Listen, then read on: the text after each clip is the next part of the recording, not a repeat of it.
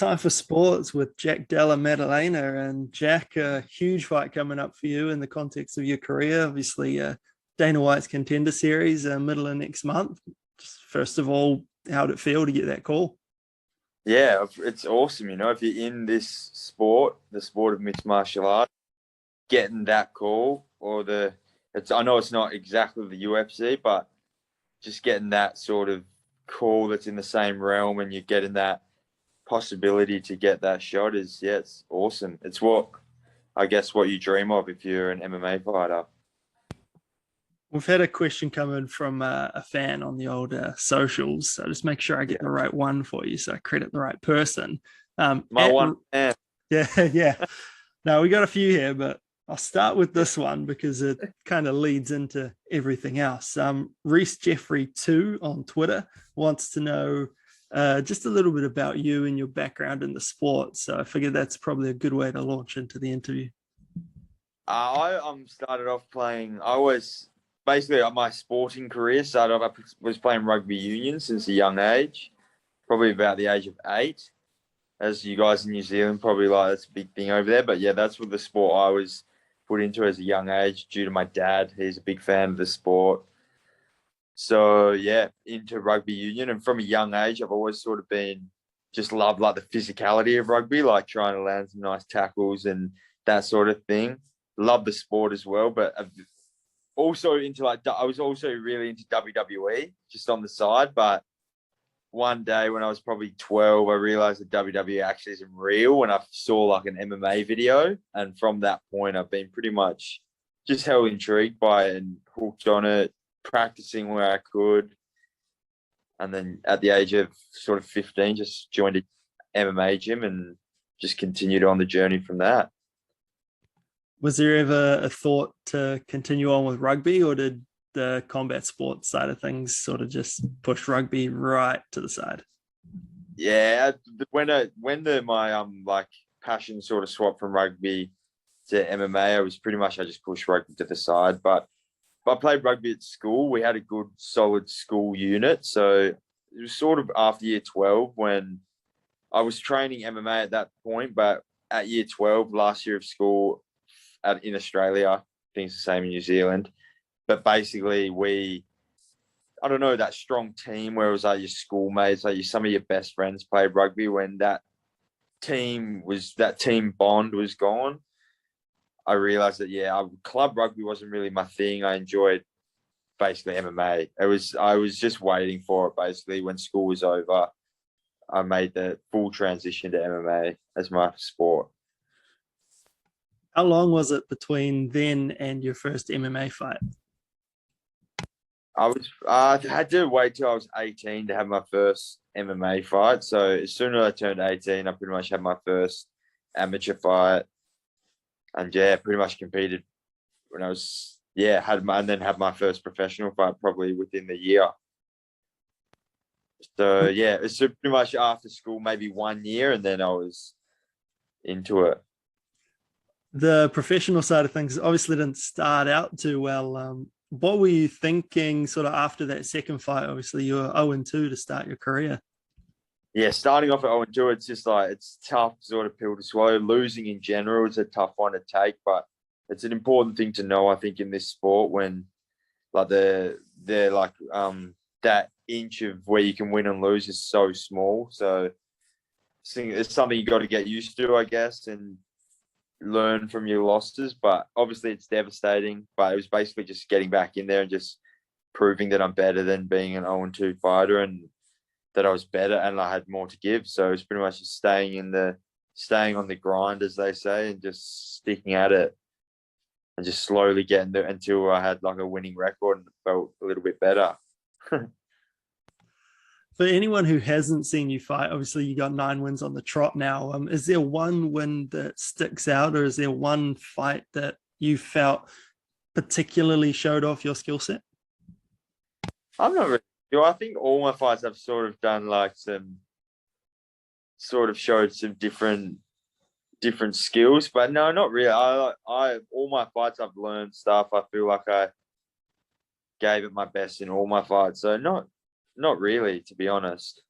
I guess I like to, maybe you just, as they say, you're only as good as your last fight. So, yeah, I feel like always your last fight is probably the fight that probably weighs most heavy in your head. On your way, you've picked up the shiny Eternal welterweight championship, defended that last time out. And yeah, just on Eternal, they seem to have, gone in leaps and bounds over the last couple of years. Just talk on the landscape of mixed martial arts in Australia and New Zealand. How have you found it coming up over the last few years? Like, how strong is it down here? I think it's all like Eternal, I think has played a big role in like the Australian and I guess New Zealand MMA scene. I think they've had a couple of shows or one show over in New Zealand, but I think just having a solid show where they're consistent is something that's important.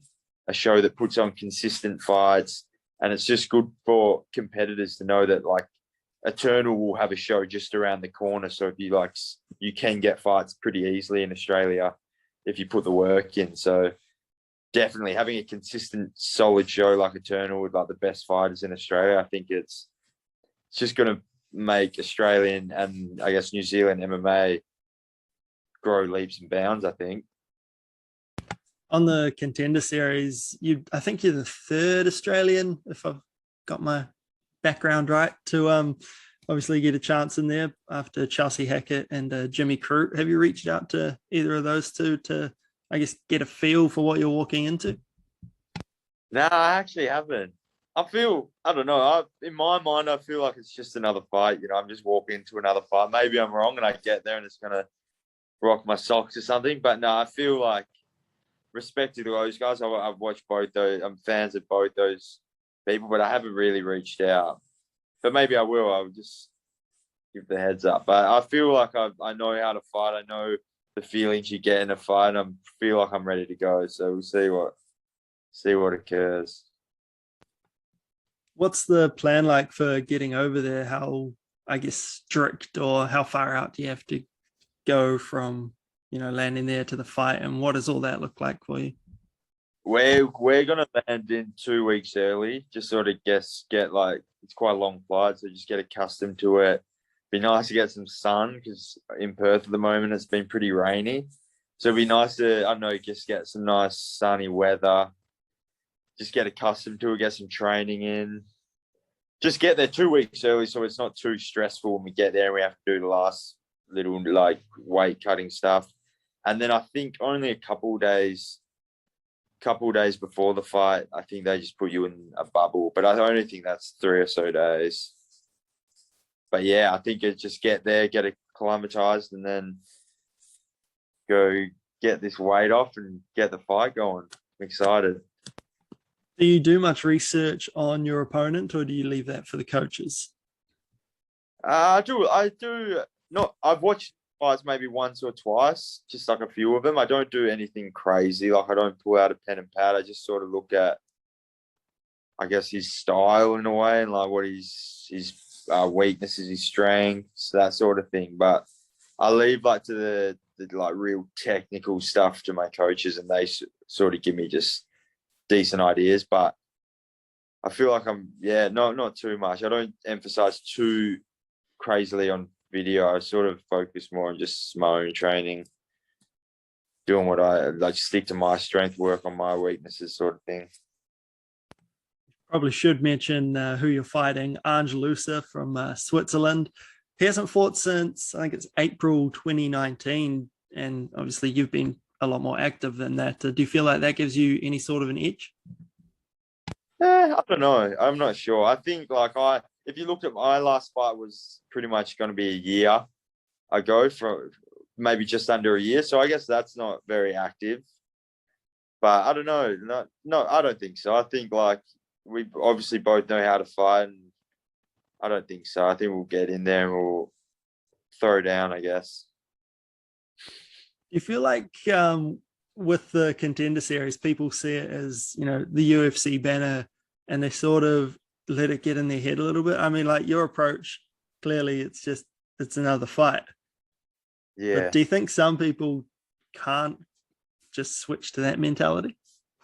I'm not sure. Maybe. I think at the end of the day, it's a fight. You know, you're in a cage, like you're in the same size cage. There's just you and someone else. And obviously, if you get too caught up in everything else, it might throw the game off. But like the end of the day, like when it's time, we've got 15 minutes to fight. You know, we're going to be wearing that. We're going to be like in our underwear, basically, gloves on, mouth guard, cup in, vest on the face. Like we're going to be thrown down. So I don't think it really, like, to me, it doesn't really make any difference, but I've never been there. So maybe I get there and I get shooken up, but see what happens. I don't think so. I think at the end, as I said, end of the day, like it's a fight.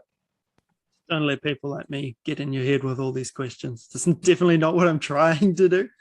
No, I go, yeah, no, it makes sense. But I'm not sure. But I think if you get too caught up in this is my make or break in my career and this and that, I don't know, it's just unwanted extra outside noise that I don't think is going to help you when it comes down to the fight. So, what sort of fight do you like? Are you one of those guys who loves to get into a war, or are you one of those guys who prefers to, come out as clean as possible, or a combination of both? Get it done quickly and get in, get out. I like having like a tough fight. It's good, but to me, the like purest form of this sport is basically hit and don't get hit and make your like strikes count. Try not to get hit, try not to take damage and get the win. So when it comes, for me, 100%, I'm looking to get in unscathed with the win, and also like a nice, clean, smooth performance where, that's pretty much what I think is most important. But I'm also, I like fighting. So getting into like a dog fight is something that it is what it is. Like if it has to be done, it will be done. Sweet, man. And just before I let you go, we got a few more fan questions. Yes, you have more than one fan out there. So right. Yeah, that's good. First one up was at nut000, might have been another 03 on Twitter. What separates the fighter you were when you made your debut to the fighter you are now? How far have you come? I think just having an experience in the cage is obviously help. That is number one. Like having experience in the thing that you do is always going to play a major role in how much better you are. And I think, just from those experiences, I think I'm just better than I was before. I think my first fight, I was young. I was 18, and now being 24, I feel like I've grown into my body. I feel like I'm sort of athletically, I'm pretty much, I feel like I'm at the prime that I've ever been in my life, like athletically. So, I think just a more balance, better awareness of my body, stronger body, more experience, the whole lot. I feel like I'm the best I've ever been right now. You're still super young too at 24. Yeah. Next one comes from H Dumerg on Twitter. Have you had a look at anyone in the UFC, and is there anyone in particular that you'd like to fight when you get to that stage of your career? Oh, well, of course, like the top dogs, but I'm in no place to call out the top dogs. But maybe someone like Mike Perry. That'd be a cool fight to make happen. Like if all goes to plan next year. If all goes to plan, get some wins going early in the year, maybe end of the year, I would love to fight Mike Perry. Love it. That would be a very fun fight. Okay. Be cool to put his lights out. And and the last one is from Isaac is a bucket. A little bit of a contentious question here, kind of jumps the Tasman. Marmite or Vegemite? Big questions. Big question, but it's an easy answer. It's Vegemite. I don't even know what Marmite is. Very, very similar. Yeah, I like Vegemite. To be honest, I've never tried Marmite, but I'm sure it has the same sort of taste as Vegemite. Yep. And very similar. If it was the only thing in the shop, I'd grab it, but I would always grab Vegemite first. Sorry if that's the wrong answer. Excellent, man. Well, we'll leave it at that. Thank you very much for your time. Very nice having you on the show, and nice to meet you, and hope all goes well over in the States, man. Legend, brother. Thank you.